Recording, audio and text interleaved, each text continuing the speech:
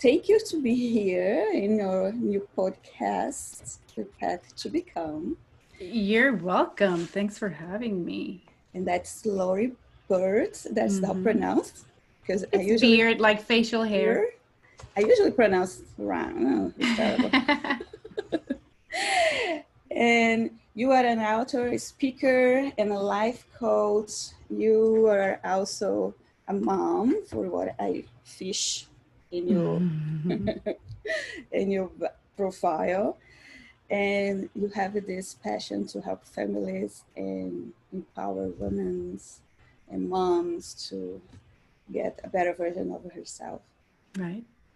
So my question for you, you being also a member of the Church of Jesus Christ, it is how often do you,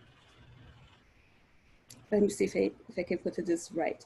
How often do you see the women's in our church do not reach their potential because they are so attached to thoughts that does not serve them?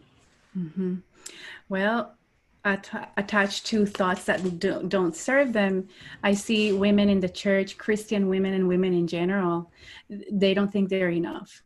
And because there's an idea or an illusion, right? It's an illusion. It's not something tangible. And I really love how one of our leaders say, Alberto, she says that there's no perfect member or perfect women.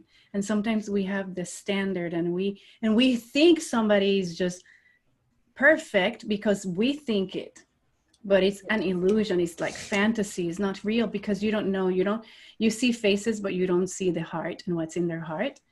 And maybe the person knows how to put on a good face, on Sundays or when you see them, but they're good. but they're suffering inside, or they have a lot of turmoil inside or problems inside that they're so confidential or so sad and that they don't need to talk about them, but they're not perfect either. And they don't have the perfect life as we may, or they may see it. So then we compare, and that's another big mistake, Oh right? my gosh.